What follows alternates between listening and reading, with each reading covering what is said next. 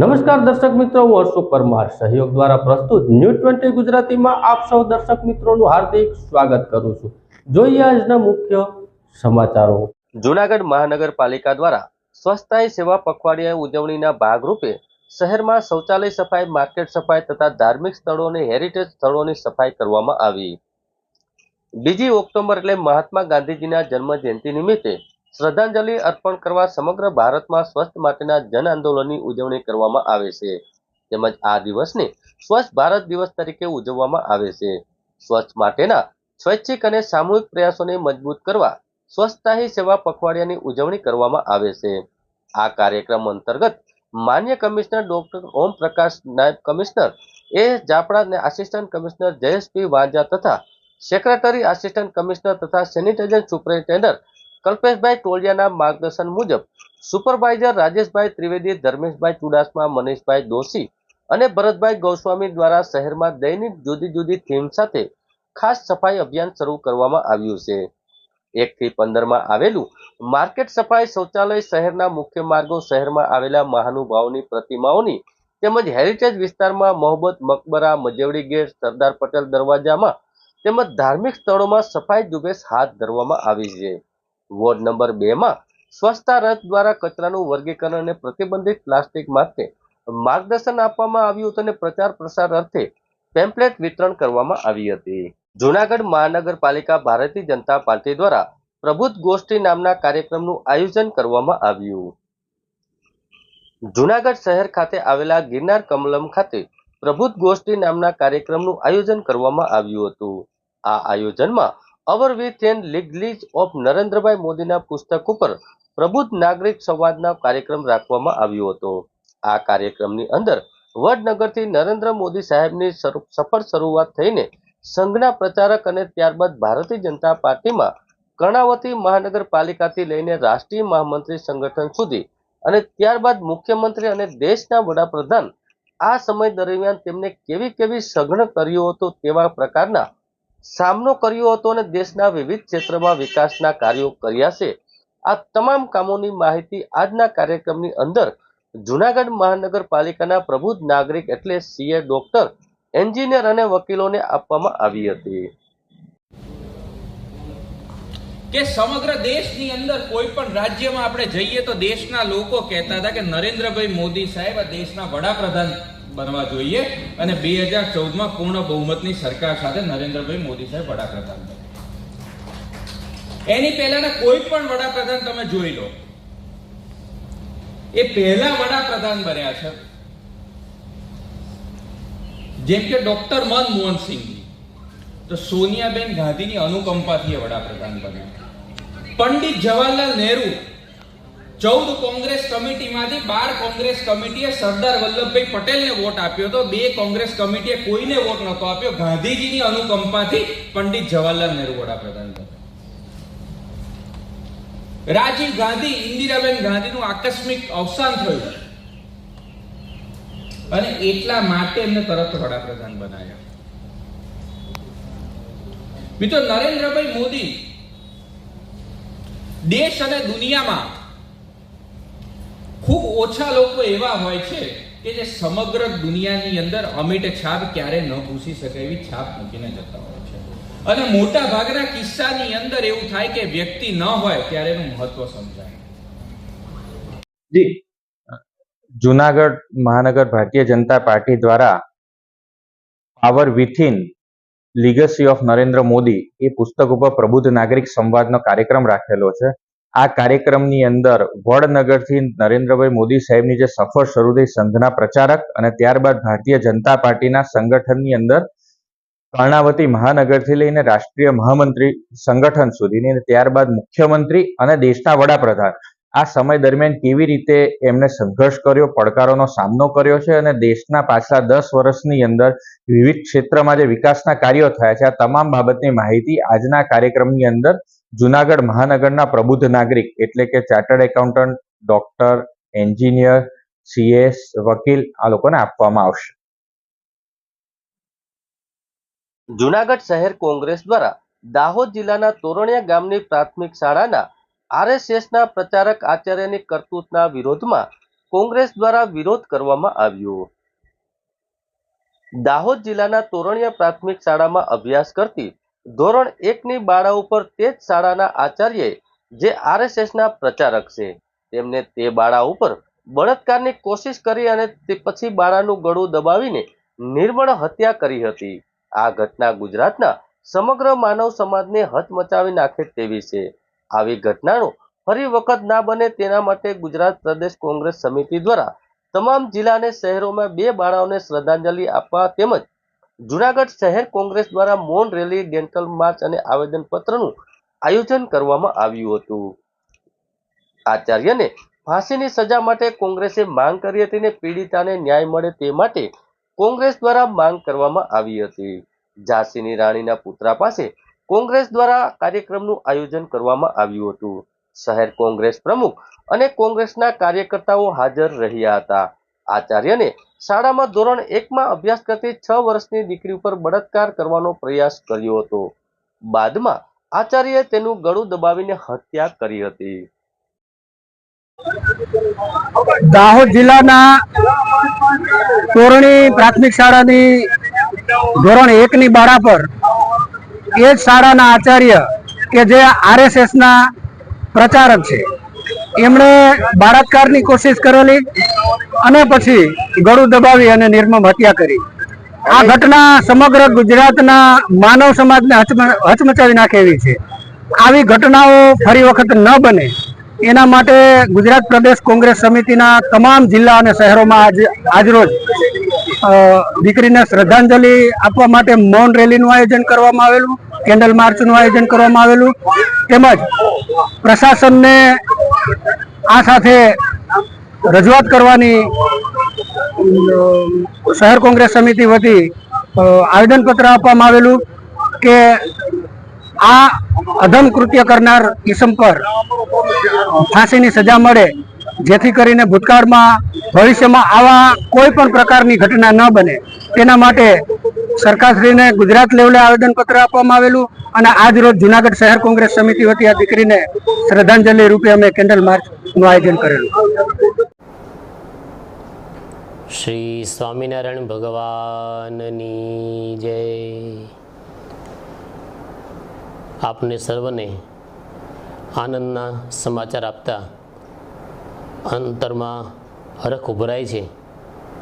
BAPS Swaminarayan સંસ્થાના આધ્યાત્મિક વડા પરમ પૂજ્ય મહંત સ્વામી મહારાજ આજે 92 વર્ષની ઉંમરે જુનાગઢ શહેર અને સોરઠના ભક્તોને લાભ આપવા માટે જુનાગઢ અક્ષર મંદિરને આંગણે પધારી રહ્યા છે. અત્યારે બાઈ ભાઈ, બાળકો, વડીલો તમામ હરિભક્તો સેવાની અંદર જોડાઈ ગયા છે અને પૂર ઝડપે અત્યારે તૈયારી પણ ચાલી રહી છે. આપ બધાને પણ અત્રે લાભ લેવા માટે હાર્દિક નિમંત્રણ છે. પરમ પૂજ્ય મહંત સ્વામી મહારાજ 1 ઓક્ટોબરથી 13 ઓક્ટોબર એટલે કે 13 દિવસ સુધી આપણને અદ્ભુત દર્શન સમાગમનો લાભ આપવાના છે. તો દરેક ભાવિક જનતાને એનો લાભ લેવા માટે અમારું ભાવભર્યું હાર્દિક નિમંત્રણ છે. જય સ્વામિનારાયણ. જુનાગઢ ચોથા એડિશનલ જજની કોર્ટમાં પોક્સોના કેસમાં કોર્ટે 20 વર્ષની સજા ફટકારતા આરોપી ભાગ્યો. મહિલા લોકરક્ષકે આરોપીને ઝડપી લીધો. જુનાગઢના એસપી હર્ષદ મહેતાના હસ્તે તેનું સન્માન કરવામાં આવ્યું. જુનાગઢના ચોથા એડિશનલ જજની કોર્ટમાં પોક્સોના કેસમાં કામે વડાલ ગામના આરોપી અલ્તાફ ઠેબાને સજા ફટકારવામાં આવી હતી, જેથી આરોપી નામદાર કોર્ટ દ્વારા સજા ફટકારવામાં આવતા આ ગુનાના કામના આરોપી અલ્તાફ ઠેબાને કોર્ટ કાર્યવાહી માટે ફિંગરપ્રિન્ટ રૂમમાં લઈ જવામાં આવી રહ્યો હતો. એ દરમિયાન મજકૂર આરોપી કોર્ટ પરિષદના સંકુલમાંથી ભાગી ગયો હતો.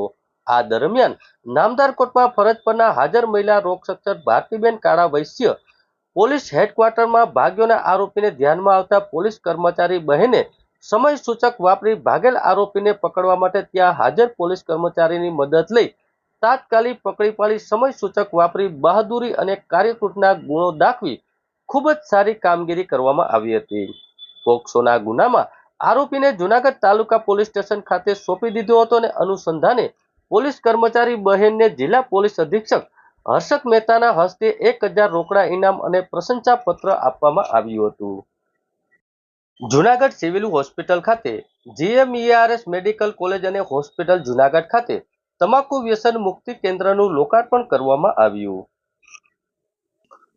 ટોબેકો ફ્રી યુથ 2.0 અંતર્ગત GMERS મેડિકલ કોલેજ અને હોસ્પિટલ જૂનાગઢ ખાતે તમાકુ વ્યસન મુક્તિ કેન્દ્રનું લોકાર્પણ આરોગ્ય મંત્રી JB નડ્ડા સાહેબ દ્વારા વર્ચ્યુઅલ કરવામાં આવ્યું હતું.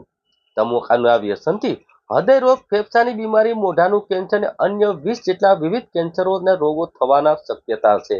ત્યારે GMERS જનરલ હોસ્પિટલ જૂનાગઢ ખાતે ડેન્ટલ OPD વિભાગ રૂમ નંબર 201 માં બીજા માળે તમાકુ વ્યસન મુક્તિ કેન્દ્ર શરૂ કરવામાં આવ્યું છે. આ તમાકુ વ્યસન મુક્તિ કેન્દ્રમાં સાયકોલોજીસ્ટ, મનોચિકિત્સક ડોક્ટર, કમ્યુનિટી મેડિસિન વિભાગના તજજ્ઞ ડોક્ટર, મેડિકલ સોશિયલ વર્કર સેવાઓ આપશે. તમાકુના વ્યસનથી મુક્ત થવા માંગતા લોકોને કાઉન્સેલ જરૂરી તેમજ દવાઓ વિનામૂલ્યે તમાકુ વ્યસન કેન્દ્ર ઉપર આપવામાં આવશે. તમાકુનું વ્યસન ધરાવતા લોકોને વ્યસનમાંથી મુક્ત માટે તમાકુ વ્યસન મુક્ત કેન્દ્ર દ્વારા પૂરેપૂરો સહયોગ અને સહકાર આપવામાં આવશે. જે લોકો તમાકુના વ્યસન મુક્ત થવા માંગતા હોય તેને અભિવાદન કરીને રોલ મોડલ તરીકે અન્ય વ્યક્તિઓને તમાકુના વ્યસનથી મુક્ત થવા તેની મદદ લેવામાં આવશે. વિવિધ સમાજના અગ્રણીઓ, જનપ્રતિનિધિઓ, વિવિધ સરકારી કર્મચારીઓ, કચેરીના અધિકારીઓ, શાળા કોલેજના આચાર્ય, શિક્ષકગણ, સમાજના તમામ પ્રતિનિધિઓ સમાજને તમાકુના વ્યસનથી મુક્ત કરવા વ્યસન મુક્તિના કાર્યક્રમને ઝુંબેશને ચળવળરૂપ ચલાવવા અપીલ કરવામાં આવી છે. તમાકુના વ્યસન મુક્ત સમાજ, સ્વસ્થ રાષ્ટ્ર અને સ્વસ્થ રાષ્ટ્રના નિર્માણમાં તમાકુ વ્યસન મુક્તિ કેન્દ્ર ખૂબ જ અગત્યનો ભાગ ભજવશે. હું doctor Tanvi Kacha, assistant professor in department of psychiatry, GMERS medical college. આજે 24 સપ્ટેમ્બરના રોજ GMERS medical college and general hospital Junagadh ખાતે ટોબેકો સિઝેશન સેન્ટર એટલે કે તમાકુના વ્યસન મુક્તિ માટેનું કેન્દ્ર એનું આજે ઉદ્ઘાટન કરવામાં આવેલું છે. જે બીજા માળે 209 નંબરની OPD ખાતે એ યુનિટ છે સેટ કરવામાં આવેલું છે. આપણે બધા જ માહિતગાર છીએ કે આપણી સોસાયટીમાં તમાકુ છે ખૂબ જ વ્યાપક પ્રમાણમાં બધા દ્વારા એમનો ઉપયોગ કરવામાં આવે છે. ઘણા બધા લોકોને વ્યસન હોય છે અને તમાકુ છે એ તમાકુ પાવડર રૂપે, માવા રૂપે, બીડી અને સિગરેટ આટલા ફોર્મમાં મોસ્ટલી આપણી સોસાયટીમાં યુઝ થતા હોય છે કે જેને કારણે ઘણા બધા હેલ્થ કોમ્પ્લિકેશન પણ આવે છે. માનસિક અને શારીરિક બંને હેલ્થ છે એને કારણે ઘણીવાર તકલીફમાં મુકાતી હોય છે. અને પોઝિટિવ વસ્તુ એ છે કે એ પ્રિવેન્ટેબલ એટલે કે આપણે એને અટકાવી શકીએ એવું એક કારણ છે. તો આજે એ પ્રિવેન્શન માટેનું એક પગલું છે. આપણે સિવિલ હોસ્પિટલ જૂનાગઢ ખાતે ટોબેકો સિઝેશન સેન્ટર છે એનું ઉદ્ઘાટન કરી અને એ પગલાં તરફ આગળ વધી રહ્યા છીએ કે જ્યાં psychologist, social worker, psychiatrist, community medicine અને રેસ્પિરેટરી મેડિસિન આ બધાના ડૉક્ટર્સ છે બેસી અને જે કોઈ પણ વ્યક્તિને જેને રિલેટેડ પ્રોબ્લેમ હશે એની સારવાર અને એ વ્યસનને મૂકવા માટે એમનું કાઉન્સેલિંગ કરવામાં આવે અને એમને એક સપોર્ટ પૂરો પાડવામાં આવે કે એ પૂરી રીતે વ્યસનમાંથી મુક્ત થઈ શકે એવા અમારા પગલાં રહેશે. તો આશા રાખું કે લોકો એમનો મહત્તમ લાભ લે. Thank you. Tobacco free youth campaign 2.0 અંતર્ગત આજરોજ દેશભરની તમામ મેડિકલ કોલેજ હોસ્પિટલ્સમાં તમાકુ વ્યસન મુક્તિ કેન્દ્રનું લોકાર્પણ શ્રી નડ્ડા સાહેબ દ્વારા, જે આપણા રાષ્ટ્રના આરોગ્ય મંત્રી છે તેમના દ્વારા લોકાર્પણ કરવામાં આવેલ છે. અને તેવી જ રીતે સિવિલ હોસ્પિટલ જૂનાગઢ ખાતે પણ આજરોજ તમાકુ વ્યસન મુક્તિ કેન્દ્રનું લોકાર્પણ ડેન્ટલ OPD વિભાગ એટલે કે રૂમ નંબર 201 બીજા માળે કરવામાં આવેલ છે. તમાકુનું વ્યસન કે જે ઘણી બધી સ્વાસ્થ્ય માટેની આડઅસરો નોંધે છે, હૃદય રોગથી લઈને ફેફસાની બીમારી તથા અલગ અલગ વિશ્વ આરોગ્ય સંસ્થાના અહેવાલ મુજબ 20 જેટલા કેન્સર્સ તમાકુના વ્યસનને લીધે થતા હોય છે.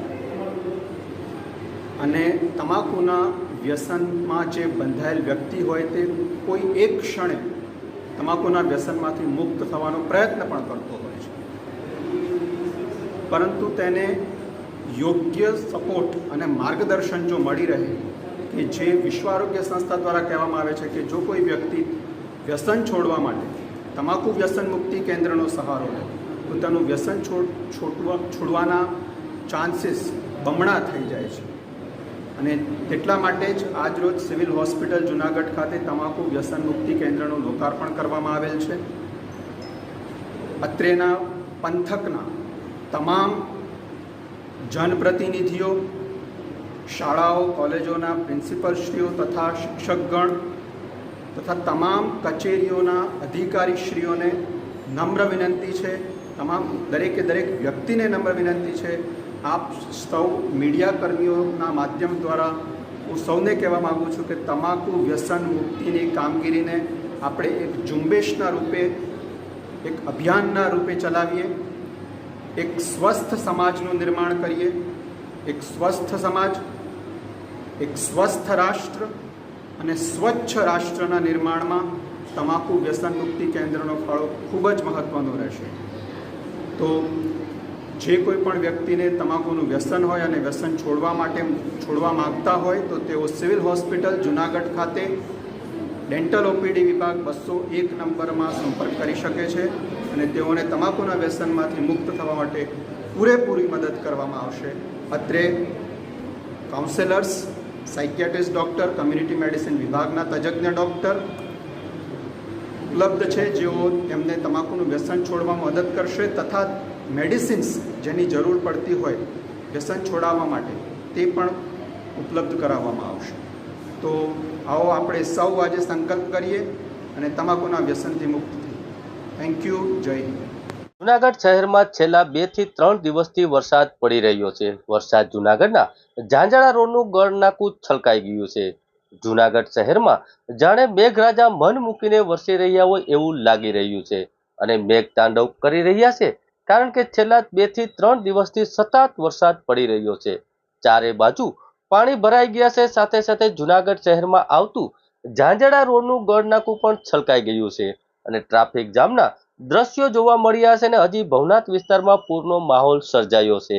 2 દિવસથી પાણી સતત શહેરમાં વહી રહ્યું છે. જુનાગઢ શહેરમાં પાણી ભરાયા છે. હજી 2 દિવસ પહેલા ભવનાથ વિસ્તારમાં ગિરનાર પર્વત ઉપર સીડી ઉપર પાણી વહેતા જોવા મળ્યા હતા, ત્યારે આજ સાંજે અતિ ભારે વરસાદ પડવાથી દામોદર કુંડ નરસિંહ મહેતાની પ્રતિમા ઉપર પાણી જતું જોવા મળ્યું હતું. જુનાગઢમાં કડાકા ભડાકા સાથે વરસાદ વરસી રહ્યો છે. ફરી આ દ્રશ્યો જોવા ન મળે તેવી લોકોની ઈચ્છાઓ રજૂ કરેલી છે.